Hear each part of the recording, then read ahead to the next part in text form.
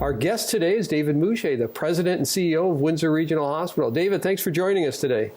Thanks for having me, Robert. First question, as always, how are you and your family doing during these difficult times? I'm doing okay. I don't know about my family in the sense of they're tolerating me, I guess. So they're being very kind and putting up with me when I do see them. But they're fine. Everybody's fine. But thank you for asking. Excellent. I know Windsor Regional is always planning for difficult situations. How are the plans going? And can you actually plan for a pandemic of this size? Yeah, actually, the team did. We have plenty of planning going back to the SARS days where we've planned over time with respect to getting ready for a pandemic. And as recent as this fall, we had a tabletop exercise for pandemic planning, and it happened to be on an outbreak of a novel coronavirus. So we do this planning, we get prepared, and we have a pandemic plan. And then as this pandemic unfolded early in the year, I remember I went back to it, the first memo I wrote to the staff was January 22nd. And in it, I talk about this COVID, back then, novel coronavirus, and indicating in it there's 400 cases in China and 9 deaths. And then now we're here now. So, and indicating in there, we're going to be revising and looking at our pandemic plans and getting ready for this just in case it comes. So I give a ton of credit to the team. They've done an enormous amount of work to get us in a position that if there was a surge or still is to be a surge, we're as ready as we can be for it. And I give them all sorts of credit for the work they've done, endless hours of work. To get us in a position to hopefully help our community and definitely be able to be there for the province as well. How's capacity at the hospital? Well, right now, our acute care capacity is okay. It's about 55%, which is great. Critical care is very busy. Our COVID units that we have cohorted patients in is good. Unfortunately, what we're seeing is this issue with long-term care, retirement homes. We're going to start seeing it with the homeless population, with the migrant worker population, where we're going to start seeing more positive cases that still need hospitalization as well, possibly. And that's the big concern locally, provincially, technically, nationally. And that could be the surge we were expecting possibly in other populations might be happening in there and will be causing issues in the hospital. So we're ready for it, but it's definitely starting and it's going to be upon us.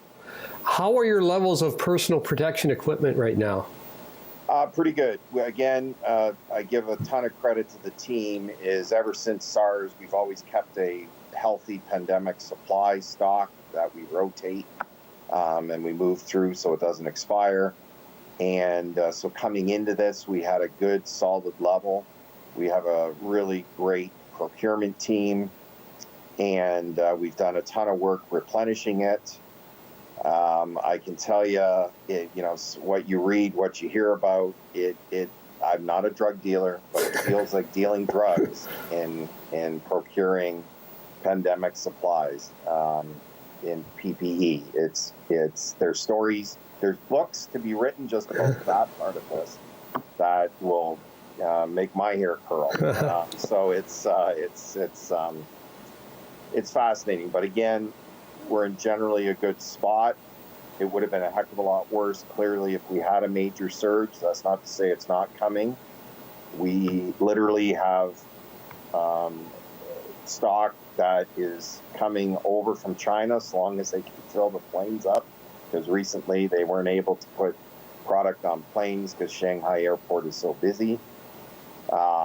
So our product is coming, and we're going to get some even more. So I had people on the ground in China with a substantial amount of money in their pocket. I've never met these people in my life, and they were helping us, and different connections made for us to be able to get some to get some product. That's even more product should be arriving this week. So short answer long, or long answer short, is we were in a good spot heading into this.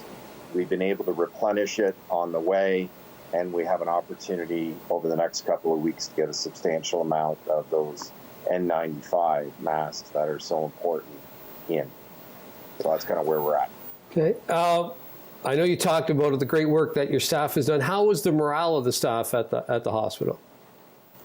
Generally, try to get across they're humans too, in the sense of they have lives. And your first question was, how's your family? They have families too. So they're dealing with the stresses that other families are dealing with, as well as coming home, dealing with the anxiety, dealing with the concern. And those on the front line are just amazing with respect to their approach to this.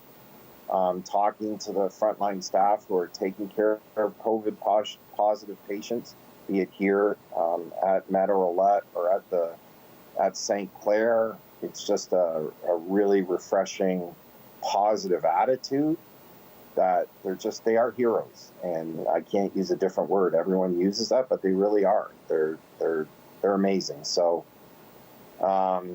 generally I try to gauge it. I bounce back and forth between the campuses to greet everybody in the morning and, make myself available. And generally it seems good. I know there's still anxiety amongst staff. And also they're cognizant of the fact that they have a job and they have income coming in. There's so many people in our community and our nation that have lost their jobs over this and might not get them back. And so our folks not only recognize what the commitment they have for our community to take care of our community, they also have the anxiety at their own homes. But at the same time, it's not lost upon them that there's some people suffering in our community without jobs and trying to make ends meet and trying to survive financially. So it's difficult, but overall I think it's again communication. It's just trying to answer any question they have and give them all the information we have. Just give it to them and be there for them. So I think overall it's generally positive, but there's high anxiety for sure. So to end all this off, David, what are you looking forward to once the pandemic is done? Well, we have a lot of learning. Me personally. Truthful, I'm not a heavy drinker, but I'm gonna jump into a bottle of something and I'm gonna disappear for a bit. But no, unfortunately, I really don't think it's going to be done for quite some time. This is going to be a legacy that's going to be with us, and we're going to have to deal with the world post the first wave is going to be dramatically different for all of us, and in healthcare and outside of healthcare. So we're up for the challenge, but it's definitely not going to, quote, normal is going to be a different normal for all of us. Yeah. So it's a matter of how close we can make it to the pre-COVID-19 normal as possible while trying to stay safe. So, we'll worry about that in the future, but for now it's to deal with today's issues and get through today. But at some point, that'll be a discussion for a future, and we'll worry about it then. David, I really appreciate your time. Thank you very much. Make sure you offer our heartfelt thanks to all your staff there at Windsor Regional Hospital. I think the whole community is very, very appreciative of everything that you and everyone there is doing. So thank you very much, David. Well, thank you, and thank you to your wife. Part of our team, and she is one of those on the front line in this war. So thank you very much for you and your family and what you do for our community. So thank you. Thanks, David. That was David Musyj, President and CEO of Windsor Regional Hospital.